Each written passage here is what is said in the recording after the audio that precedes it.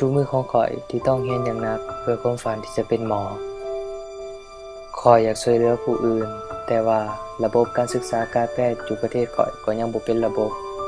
ระดับความสามารถของหมอก็ยังมีขีดจำกัดซึ่งเฮ็ดให้ข้อยต้องการที่จะ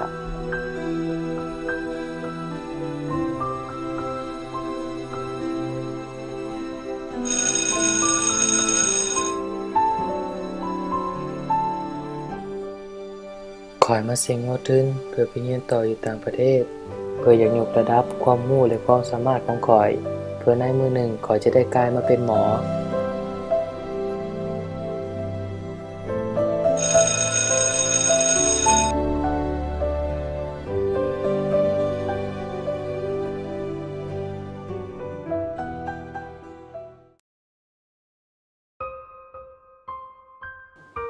แต่ว่าทุกสิ่งก็บ่ได้เป็นไปตามที่ข้อยหวังความพยายามมันบ่มีความหมายถ้ามันบ่สำเร็จเป็นสิ่งที่ข้อยคิดเวลานั้น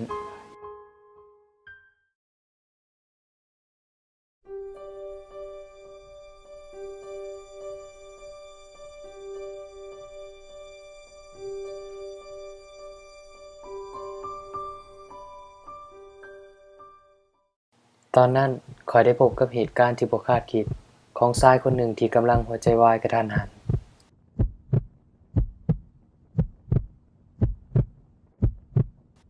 ถึงว่าข้อยจะบ่แม่นหมอก็ตามข้อยก็ยังสามารถช่วยเหลือเบื้องต้นเลาได้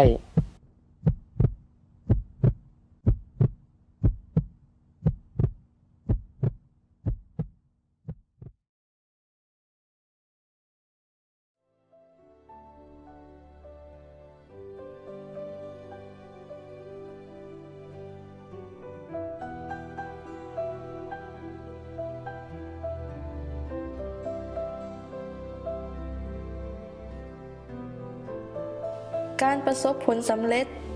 บ่แม่นย้อนเฮาบ่เคยล้มแต่เพราะว่าเฮาสามารถลุกขึ้นได้ในทุกๆครั้งที่เฮาล้มสู้ๆ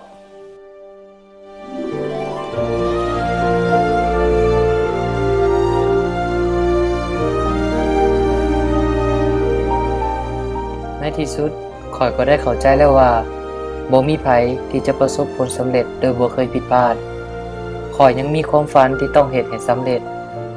และข้อยเชื่อว่าถ้าข้อยยังพยายามต่อไปในมื้อหนึ่งมันจะต้องเป็นจริง